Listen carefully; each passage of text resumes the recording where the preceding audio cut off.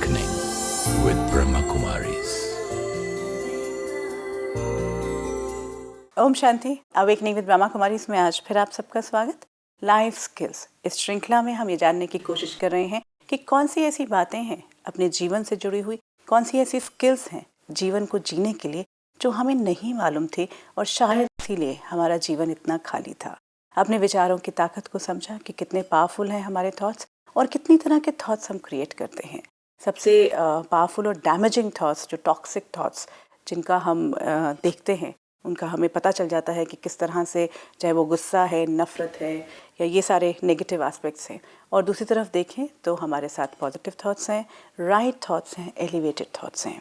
हमारे साथ जाने माने साइकोथेरेपिस्ट डॉक्टर गिरीश पटेल और ब्रह्मा कुमारी सिस्टर शिवानी दोनों हैं। उनसे बात करते हैं इस थॉट पावर के बारे में। ओम शांति। ओम शांति। डॉक्टर पटेल, जो डिफरेंट तरह के थॉट्स हम क्रिएट करते हैं उनको हमने डिटेल में जानने की कोशिश की है। अभी बात हमने करनी है राइट थॉट्स और एलिवेटेड थॉट्स की। What is actually meant by right thoughts? सबसे पहले तो पॉजिटिव थिंकिंग लोगों को मुश्किल लगता है, परंतु एक आम व्यक्ति भी इस बात को एक्सेप्ट करेगा कि परिस्थिति जैसी है वैसी ही हमें देखनी चाहिए। म्यूजियम में जब हम जाते हैं, कॉन्वेक्स कॉन्केव लेंस में नहीं, कोई मोटा दिखता है, दुबला दिखता है, ऊंचा दिखता है तो हम हंसते हैं, अच्छा नहीं लगता है। परंतु सचमुच यही हम अपने जीवन की परिस्थितियों के साथ कर रहे हैं। परिस्थितियों को विकृत रूप दे रहे हैं। ऐसा तो कम से कम नहीं करना चाहिए। परिस्थिति जैसी है वैसी ही देखे। करीब 9 अलग अलग प्रकार के मिरर्स में हम अपने आप को देखते हैं। इसको कहेंगे रॉन्ग थॉट्स।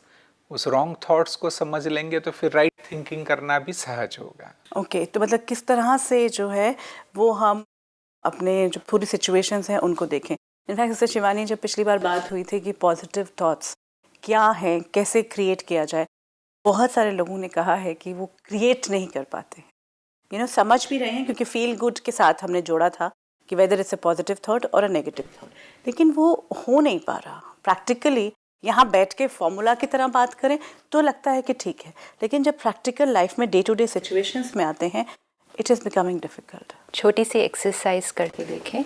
एक, कुछ समय के लिए अपने आप को नेगेटिव इन्फॉर्मेशन से बचा के रखें।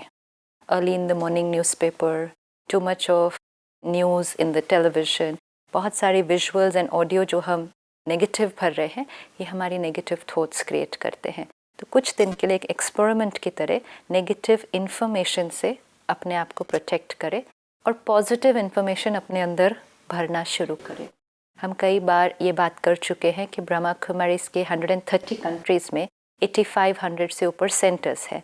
इतने सेंटर्स क्यों चाहिए? हर शहर में हम जहाँ भी रहते हैं विद इन 5 to 6 किलोमीटर्स एक सेंटर है।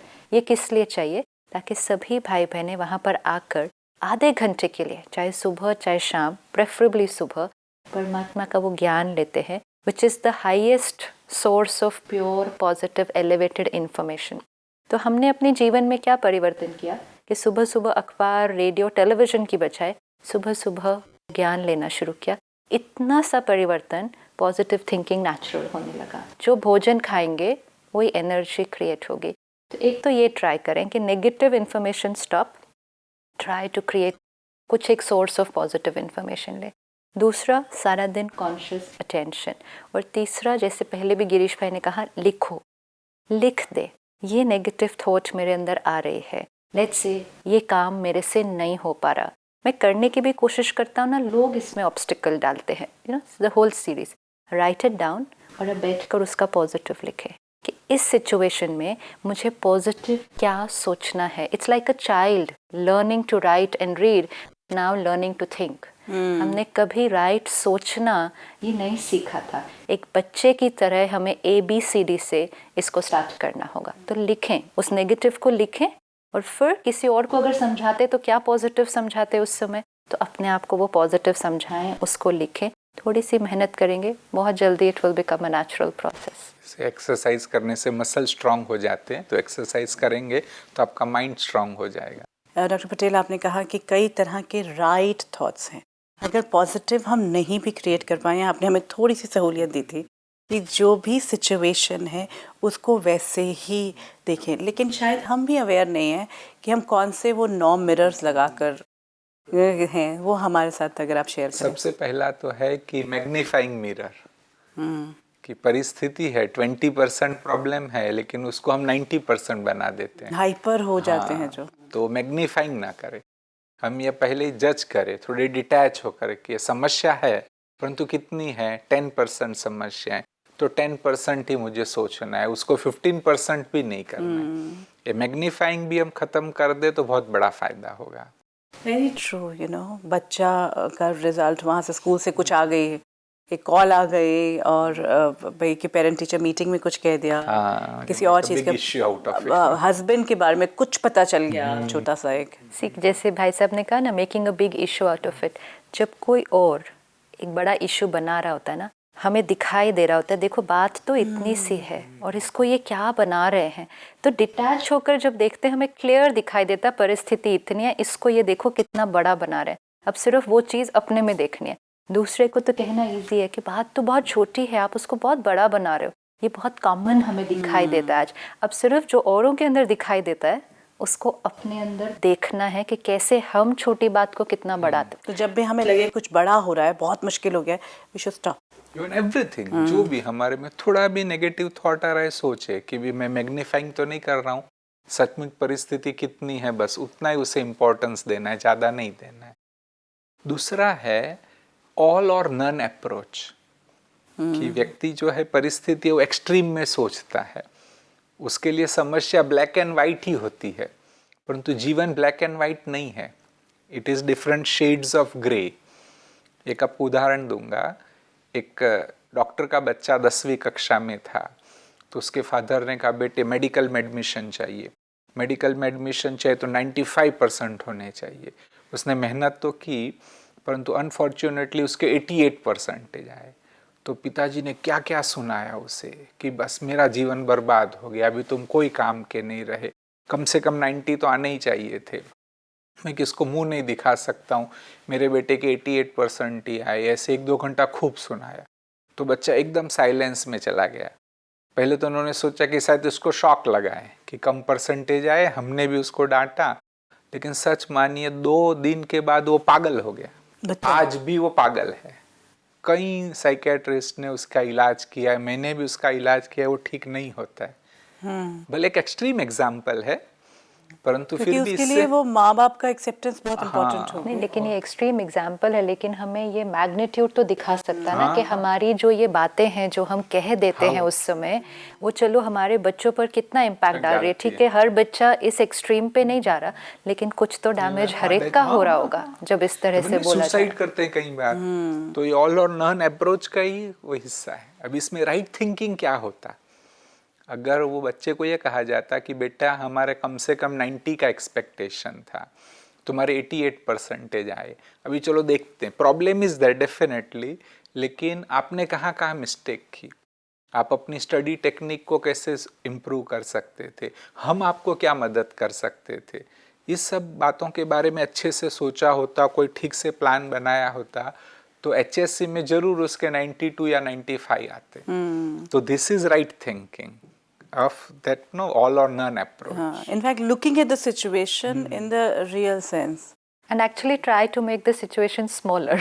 Yeah, best is smaller. ये भी करो कि कई बार अगर, क्योंकि हमें नहीं पता चलता, हमें लगता है बात तो हमारे लिए बहुत बड़ी है, अगर कोई और भी हमें कहे कि इतनी बड़ी बात नहीं है, हम कहेंगे आपको क्या पता, ये बात तो मेरे सामने आई है ना। कई बार ऐसा भी हो रहा था कि अगर मैंने अभी नहीं कहा तो इनको समझ नहीं आएगा, you know, like we should hit it when it's hot, that's what we say. Aim has to be कि कितनी भी बड़ी हो हमें उसको बिल्कुल छोटा करना है, बिल्कुल छोटा करना है।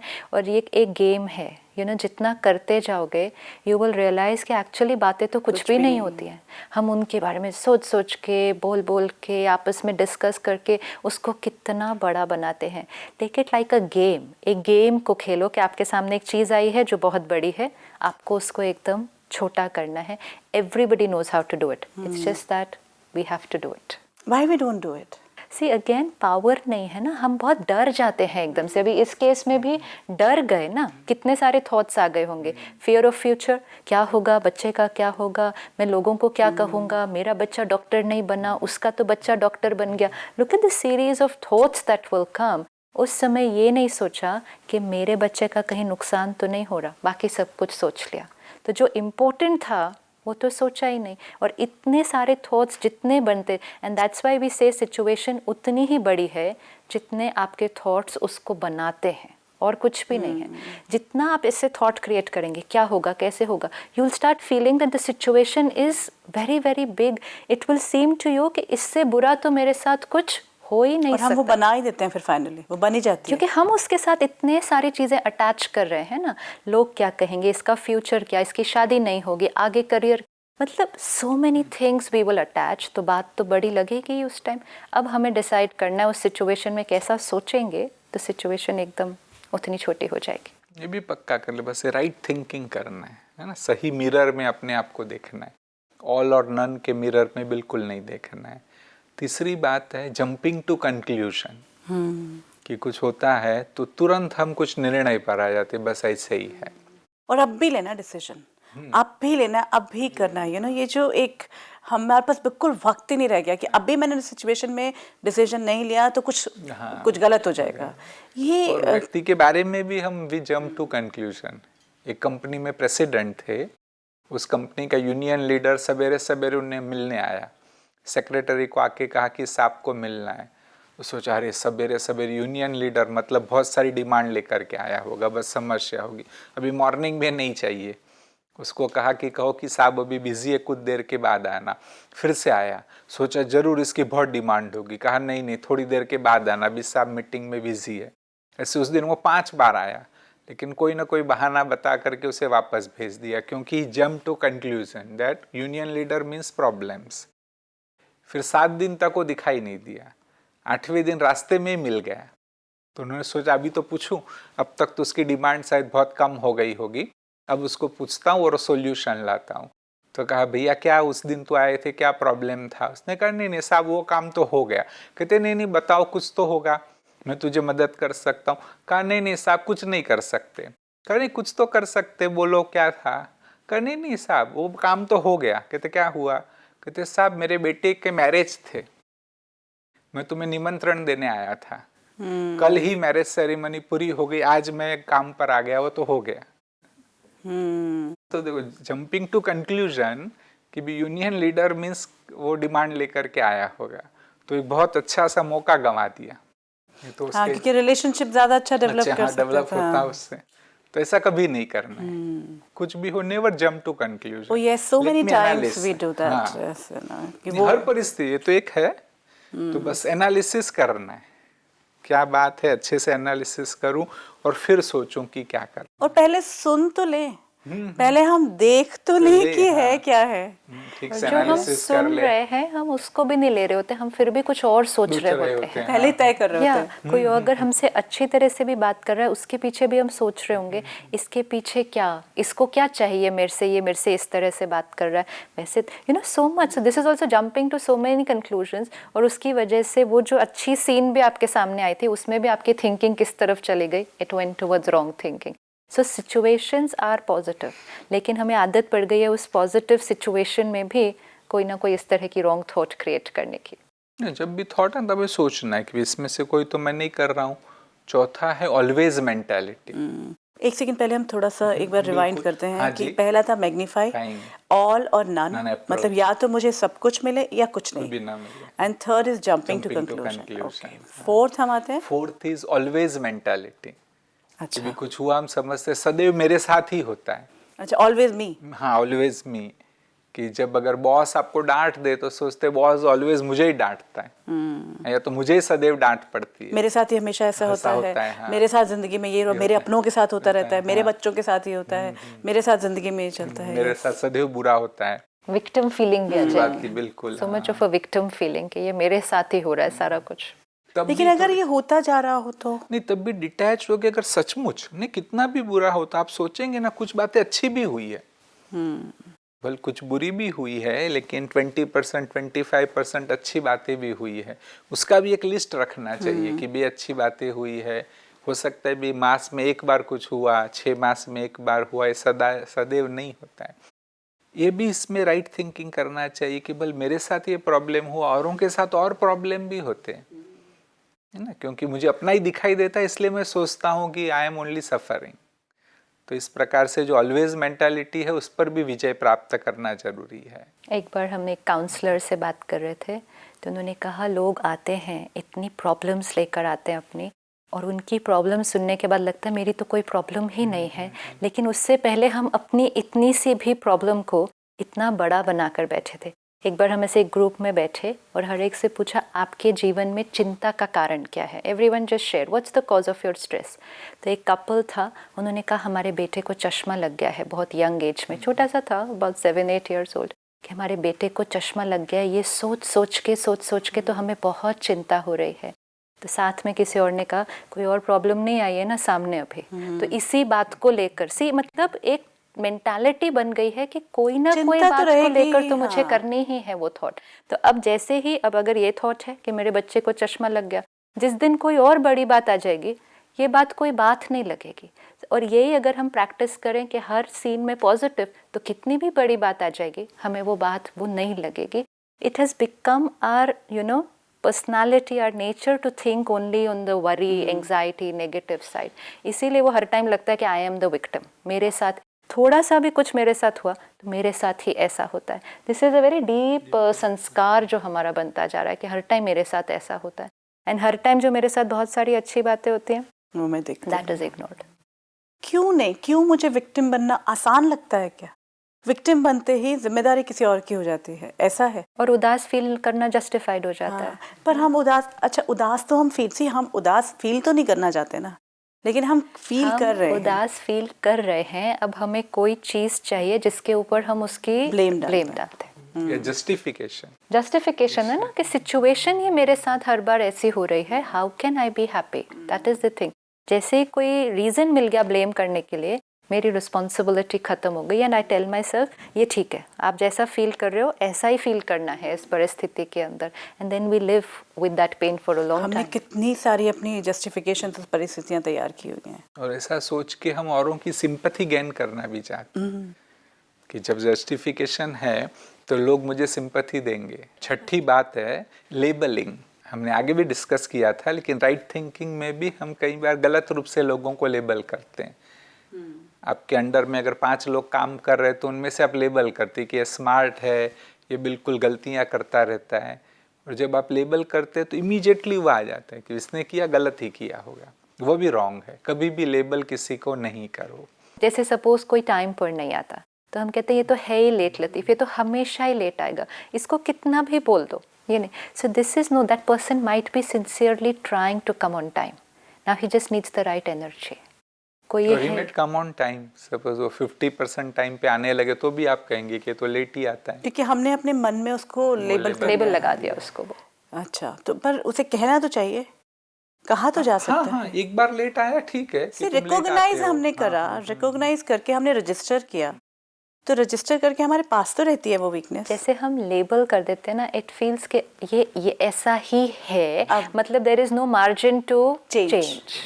वो है कि किसी के ऊपर जैसे ना स्टैम्प लगा दी कि ये तो है ही ऐसा, एंड फिर वो सिर्फ इन्फॉर्मेशन मेरे तक नहीं, वो लेबल और बहुत सारे लोगों के साथ शेयर होता है, और सभी फिर यही लेबल से वर्क करते हैं। आप उस व्यक्ति को उस लेबल के थ्रू देखना शुरू करते हो, यू नो, नहीं ये तो है ही ऐसा। तो even if he is trying to change, अगर कोई टाइम पे आएगा ना, आज कहेंगे बाय चांस आज टाइम पर आ गया, कल नहीं आएगा ये टाइम पर। इतना बिलीफ सिस्टम वो स्ट्रांग हो जाता है। ये 1-2 दिन की बात है, अच्छा 4 दिन वो टाइम पर आ रहा है, देखते हैं कब तक चलता है इसका ये चेंज, क्योंकि मेरा लेबल इतना स्ट्रांग है कि वो तो टाइम पर नहीं आ सकता है। So that's the energy then we transmit to him. वो नेगेटिव एनर्जी हम दे रहे हैं, वो कोशिश कर रहा है फिर भी शायद तो नहीं। और इसको वर्बल भी कर देते हैं हम, मतलब हम बोल देते हैं एक दूसरे को। आज तो यू नो सूरज नहीं निकला, सूरज कहाँ से निकला, आज आप टाइम पे कैसे आए, और ये सब कुछ। यस। 7वीं बात है why me attitude. Why me attitude का बहुत ही अच्छा उदाहरण है आर्थर एसे, कि जो विंबलडन में लीजेंड थे, उनको वर्ल्ड चैंपियन भी रहे, और जब रिटायर हुए उसके कुछ समय के बाद उनको कैंसर हुआ। तो एक उनके फैन ने लिखा कि भी कैसी दुखद बात है कि आप इतने फेमस व्यक्ति थे, आप इतने हाई पोजीशन पर पहुंचे थे, फिर भी भगवान ने आपको कैंसर दे दिया। तो उन्होंने बहुत ही अच्छा उदाहरण दिया। उन्होंने कहा कि भी 5 करोड़ बच्चे टेनिस खेलने की कोशिश करते हैं, उसमें से करीब 50 लाख ही है या तो 5 लाख ही उसको अच्छे से सीख पाते हैं। उसमें से जो प्रोफेशनल है 50,000 ही बनते हैं, उसमें से 50 ही विंबलडन तक पहुंचते हैं, उसमें से 8 ही है जो क्वार्टर फाइनल में पहुंचते हैं, 4 ही सेमीफाइनल में होते हैं, 2 ही फाइनल में पहुंचते हैं और अंत में 1 ही champion of the champion declare होता है। जब मेरे हाथ में कप था और मेरा नाम चैंपियन ऑफ द चैंपियन में दिया गया था, तब मैंने भगवान को यह नहीं कहा वाई मी। तो आज मुझे बीमारी हुई है तो भी यह नहीं कहना चाहिए वाई मी। तो बस यही बात, इससे बहुत प्रेरणा मिल सकती है। कोई भी समस्या आए कभी यह नहीं कहो वाई मी, यह सोचो कि भी मेरे को ये प्रॉब्लम है, औरों को और कुछ प्रॉब्लम है। It's part of the process actually. हाँ, उल्टा कहते हैं वाई मी नहीं कहो, ट्राई मी लॉर्ड। तो ये हमने 7 तरह की अपने रॉन्ग थॉट्स को, ये these are the wrong thoughts, हाँ, उसको रॉन्ग थॉट्स को भी राइट में करना। आपने कहा 10 होते हैं। हाँ, और भी 8वां जो है जिसको कहा फ्लाई मेंटालिटी। ओ, भागना नहीं, मक्खी की जैसी मेंटालिटी। अच्छा, हाँ। कहते भी मक्खी के सामने मिठाई भी रखो और गंदगी भी रखो तो कहाँ बैठेगी? गंदगी पे ही बैठेगी। तो ऐसे ही लाइफ में भी होता है कि भी जीवन में अच्छी भी बातें हैं, बुरी भी बातें हैं। जिनके पास फ्लाई मेंटालिटी, वो व्यक्ति बुरे पे ही बैठता है, उसी के बारे में सोचता रहता है। बस ये भी सोचना चाहिए कि भी मेरे में फ्लाई मेंटालिटी तो नहीं है, बस दोनों चीज़ें साथ साथ है, मुझे अच्छे पे ही बैठना है। 9वीं बात है जिसको कहते हैं नॉटिंग। नॉटिंग मतलब क्या है कि भी कोई चीज़ को हम फोर्सिबली भूलने की कोशिश करते हैं। कई स्टूडेंट्स के साथ होता है कि भी उनको पढ़ाई करनी है परंतु दूसरे कमरे में कोई टीवी देख रहा है, या तो आप पूजा भी कर रहे हैं, मेडिटेशन कर रहे हैं, दूसरे कमरे में कोई टीवी देख रहा है, तो आपका ध्यान कंटिन्यूअस वो टीवी के प्रति है। आप फोर्सिबली उसको भूलने की कोशिश करते, भूल नहीं पाते, आपका ध्यान पढ़ाई में नहीं लगता है, उल्टा टीवी का प्रोग्राम और क्लियरली आपको सुनाई देता है। तो ये नॉटिंग भी नहीं करे। अगर नॉटिंग होता है तो ये सोचो कि टीवी को भूलना नहीं है, मुझे पढ़ना है, मुझे जो कंसंट्रेशन पढ़ाई में देना है। अगर पढ़ाई में मैं कंसंट्रेट हो गया, ऑटोमेटिकली टीवी से ध्यान चला जाएगा। मेडिटेशन कर रहा हूँ, मुझे मेडिटेशन में कंसंट्रेट करना है, ऑटोमेटिक मेरा ध्यान है वह वहाँ से हट जाएगा, क्योंकि वो तो वहाँ एग्जिस्ट कर ही रहा है ना, उसकी एग्जिस्टेंस को तो आप डिनाई नहीं कर सकते। हाँ, लेकिन उसको हमें फोर्सिबली नहीं भूलना है। लेकिन डॉक्टर साहब, इट्स नॉट पॉसिबल। से यूजुअली जब आप पढ़ रहे हैं और टीवी चल रहा है, मन वहाँ है, तो आपका मन वहीं जाता ही है, इसलिए क्योंकि वो चीज़ आपको ज़्यादा इंटरेस्ट करती है। माइंड कहाँ जाएगा? जो दोनों में से आपको चीज़ें ज़्यादा इंटरेस्ट करेंगी। यही अगर आप टीवी देख रहे हैं, सपोज आप टीवी देख रहे हैं और एक्चुअली कोई आपको बुला रहा है कि पढ़ लो, शोर भी मचा रहा है, आ जाओ पढ़ लो, आप उसकी तरफ ध्यान भी नहीं देंगे क्योंकि आपका पूरा इंटरेस्ट किस में है? टीवी देखने में। Provided you are doing something that is interesting you, आपको दूसरी चीज़ डिस्टर्ब नहीं करेगी। तो इसी में हमें अपने आप की फिर थॉट्स को चेंज करने हैं कि वहाँ एक चीज़ चल रही है, यहाँ एक चीज़ चल रही है, मेरे लिए इस समय कौन सी चीज़ इम्पोर्टेंट है। फिर अपने आप इट्स सेड के wherever your attention goes energy will flow there. Now it's important कि आपकी अटेंशन कहाँ जाए। हमारी अटेंशन एक्चुअली वहाँ जाती है तो फिर एनर्जी भी उसी तरफ जाएगी। लेट मी फोकस कि ये मुझे ये करना है, नहीं हो रहा है, might as well go and sit there. लेकिन ये जो संघर्ष चलता रहेगा, इट वॉन्ट हैपन। एंड वो सिर्फ इस चीज़ों में नहीं, सारा दिन में बहुत सारी चीज़ों में चल रहा है। ऑफिस में भी काम मुझे अपने पर करना है, even what ever work I am doing, लेकिन मेरा ज़्यादा ध्यान दूसरी चीज़ों में जा रहा है। वो क्या कर रहे हैं, वो क्या कर रहे हैं, वो क्या कर रहे हैं। Then I am trying to forcefully take myself back from there. The other way around, मुझे क्या करना है and I focus my energy totally on that, अपने आप अटेंशन वहाँ से हटेगा। मतलब वो कुछ और चीज़ भूलने की बजाय इसको याद करना है। जैसे परमात्मा भी हमें सिखाते कि मुझे गुस्सा नहीं करना, ये नहीं सोचना है I am a peaceful soul, इस पर अटेंशन रखना है, energy will automatically get created. नहीं तो वो माइंड और भी उसके कॉन्फ्लिक्ट में चला जाता है, जा रहा है तो फिर अटेंशन उधर ही उसी तरफ चला जाता है। तो और 10वां है डिस्क्वालिफाइंग द गुड। कई बार अच्छी चीजें होती है हमारे जीवन, लेकिन उसको भी हम डिस्क्वालिफाई करते हैं। एक महिला ने एक दिन बहुत अच्छी साड़ी पहनी थी, तो लोगों ने बहुत उसको प्रेज किया कि तुम बहुत सुंदर लगती हो, बहुत अच्छी साड़ी। सबको कहते क्या बेकार की साड़ी है, बिल्कुल मुझे पसंद नहीं है, मैं कभी नहीं पहनती हूँ, आज कोई कुछ नहीं मिला तो इसी को पहनना पड़ा, क्योंकि मेरी सास ने प्रेजेंट की थी। तो this is disqualifying the good, so much good was there, she could have improve her self esteem, औरों को भी अच्छा लगता, she would have felt good also about it, लेकिन उसको भी भाई सास ने प्रेजेंट की थी कह के सब कुछ वॉश आउट कर दिया, क्योंकि वो एक थॉट की हाँ, आया कहाँ से, वहां पे रिश्ता ठीक नहीं था, वो जरूरी नहीं था, कोई वो पूछ नहीं रहा था, लेबल भी नहीं लगा था कि किसने प्रेजेंट किया आपको। तो इसलिए जब भी अच्छा होता है रियली उसका हम आनंद लें, अपने स्वमान को बढ़ाए, वो इवन एंथुजियाज्म को इम्प्रूव करे, अच्छी चीज को भी डिस्क्वालीफाई ना कर दे। जो अच्छा है उसे अच्छा ही अच्छे रूप में ही देखें। सिस्टर शिवानी, डॉक्टर पटेल, वक्त का पता नहीं चलता जब हम अपने विचारों के इस ताने बाने में उलझ जाते हैं, लेकिन आज जो बातें समझ में आई कि जो 10 तरह के ऐसे थॉट्स जिन्हें एक्चुअली अगर नेचुरली देखा जाए तो राइट होना चाहिए, बट हम किस मिरर से देखते हैं, आपने कहा कि कौन सा ग्लास लगाकर हम देख रहे हैं और सारी चीज़ें उल्टी होती जा रही हैं। Sister Shivani, doctor Patel, thank you so much. Om Shanti. Thank you. आज हमने उन 10 सिचुएशंस को देखा, वो ऐसे थॉट्स जो शायद मैं अवेयर भी नहीं हूँ, मतलब ये चीज़ें अपने आप होती जाती रही हैं अभी तक जीवन में, लेकिन थोड़ा सा अगर बैठकर देखेंगे तो सचमुच, चाहे वो किसी भी बात को, किसी भी सिचुएशन को मैग्नीफाई करने की बात हो, चाहे एक जो कहा वाई मी ऑलवेज, मेरे साथ, हमेशा मेरे साथ हो रहा, जो 10 थॉट्स हमने आज रियलाइज़ किए हैं, आज देखे हैं, ज़रा अपने थॉट्स को देखें और कैटेगराइज करें कि इनमें से कौन कौन से इन कैटेगरीज में आते हैं। फिर हम कोशिश करेंगे कि इन्हें परिवर्तित कैसे करना है, क्योंकि ये तो पता चल गया कि ये रॉन्ग है, क्योंकि मेरे दर्द ये मैंने क्रिएट किए, मतलब मेरे दर्द की क्रिएशन भी मैं हूँ। तो अब उसको चेंज कैसे करना है, पॉजिटिविटी और जो पीसफुलनेस या हैप्पीनेस है उसे कैसे क्रिएट करना है, इस पर बात करेंगे। आने वाली कड़ी में आप हमारे साथ रहिएगा, कोशिश करेंगे, ये स्किल सीखेंगे कि कैसे रॉन्ग को राइट करना है। आपसे विदा लेते हैं। ओम शांति। ओम शांति।